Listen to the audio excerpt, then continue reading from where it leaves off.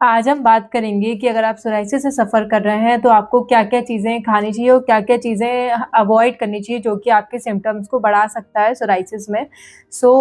Hello everyone, my self doctor Shreya और मैं एक होम्योपैथी डॉक्टर हूँ और मैं अपने इस चैनल पे जनरली होम्योपैथी से रिलेटेड, हेल्थ से रिलेटेड वीडियोज़ लाती रहती हूँ। तो अगर आप मेरे चैनल पे नए हैं, तो प्लीज़ मेरे चैनल को सब्सक्राइब कीजिएगा and don't forget to hit the bell icon, जिससे कि सारी हेल्थ से रिलेटेड वीडियोज़ की नोटिफ़िकेशन आपको मिलती रहे। आज हम बात करेंगे कि सोराइसिस में क्या-क्या चीज़ें आपको अवॉइड करनी चाहिए, क्या-क्या ऐसे खाने में चीज़ें हैं जो आपके सिम्पटम्स को बढ़ा सकती हैं।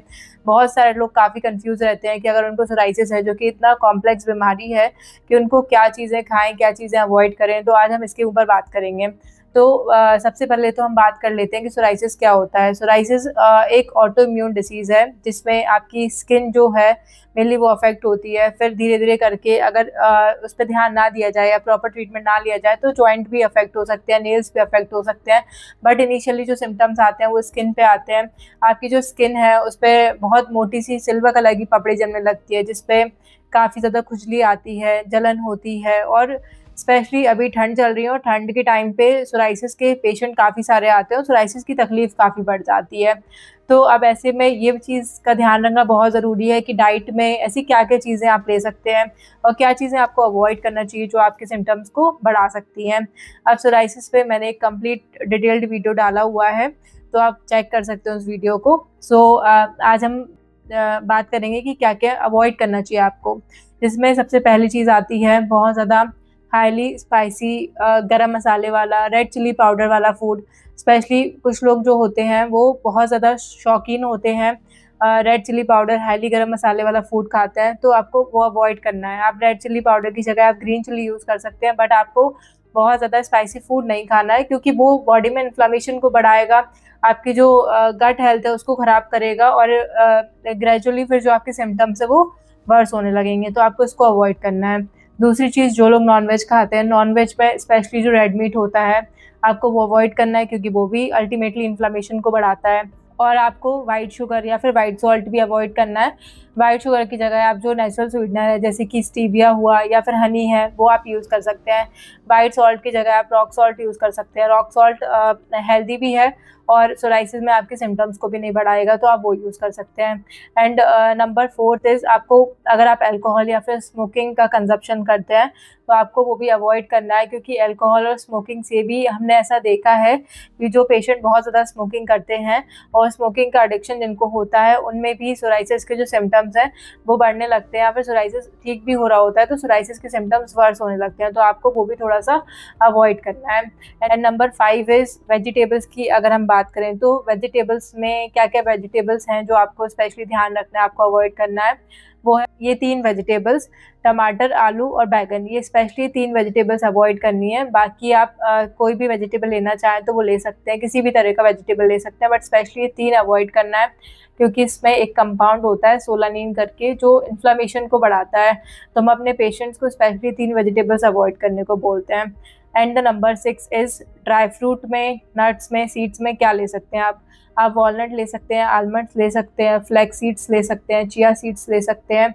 आप रात में सोक करके वॉलनट को और आलमंड्स को सुबह मॉर्निंग में ले सकते हैं।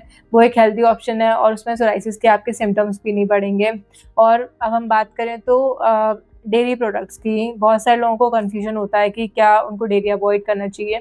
तो डेयरी प्रोडक्ट्स की अगर हम बात करें तो सारे लोगों को डेयरी अवॉइड करने की ज़रूरत नहीं है, बट स्पेशली वो लोग जिनको मिल्क इंटॉलरेंस या फिर मिल्क एलर्जी है, जिनको मिल्क डाइजेस्ट नहीं होता है, तो उनको हम स्पेशली अवॉइड करने को बोलते हैं।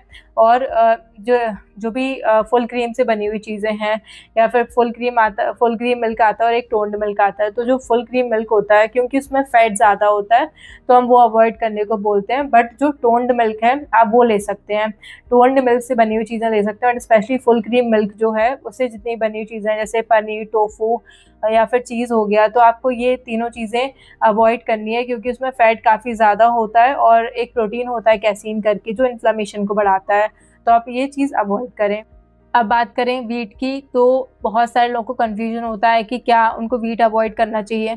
तो व्हीट के लिए भी हम सिर्फ उन लोगों को अवॉइड करने को बोलते हैं जिनको ग्लूटेन एलर्जी होती है। ग्लूटेन क्या होता है? ग्लूटेन एक प्रोटीन होता है जो कि गेहूँ में, व्हीट में प्रेज़ेंट होता है। तो अगर आपको ग्लूटेन एलर्जी है, व्हीट से एलर्जी है, तब आपको व्हीट अवॉइड करना है। अदरवाइज़ आप व्हीट से बनी हुई चीज़ें या व्हीट आप ले सकते हैं, उसमें कोई भी प्रॉब्लम नहीं है। और एट लास्ट मैं आपको ये बोलूँगी कि जितना हो सके उतना कम से कम आप स्ट्रेस लें। आज के टाइम में स्ट्रेस को अवॉइड करना तो पॉसिबल नहीं है, बट आप स्ट्रेस को मैनेज करने के योगा या फिर मेडिटेशन जैसी चीज़ों का हेल्प ले सकते हैं, जिससे कि आप स्ट्रेस को थोड़ा-सा अवॉइड कर पाएँ, फिर स्ट्रेस से बच पाएँ। क्योंकि जितना ज़्यादा आप दिमाग को शांत रखेंगे और जितना ज़्यादा स्ट्रेस कम लेंगे, जितना ज़्यादा आपकी गट हेल्थ जो है वो अच्छी रहेगी, आपका डाइजेशन अच्छा रहेगा, उतना ज़्यादा आपको सोराइसिस से लड़ने में, सोराइसिस को ठीक करने में हेल्प होगी। और इसमें एक बहुत ही इम्पोर्टेंट विटामिन जो मैं आपको बोलूँगी कि आपको ध्यान रखना है जिसका, जो कि काफ़ी सारे लोगों में आजकल कम रह रहा है, वो है विटामिन डी। स्पेशली जो लोग वेजिटेरियन होते हैं, तो उनको ऐसा कोई बहुत अच्छा सोर्स नहीं मिल पाता है विटामिन का।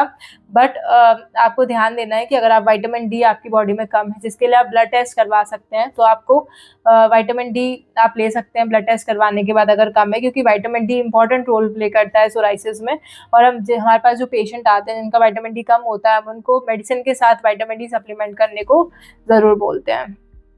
सो आप इन चीज़ों का ध्यान रखें और जितना हो सके उतना अपनी डाइट का ध्यान रखें। कोई भी ऐसी चीज़ ना लें डाइट में जो आपके सिम्पटम्स को बढ़ाए। और अगर ये वीडियो अच्छा लगा हो तो इस वीडियो को लाइक करें और लोगों के साथ ज़रूर शेयर करें जो सोराइसिस से सफ़र कर रहे हैं।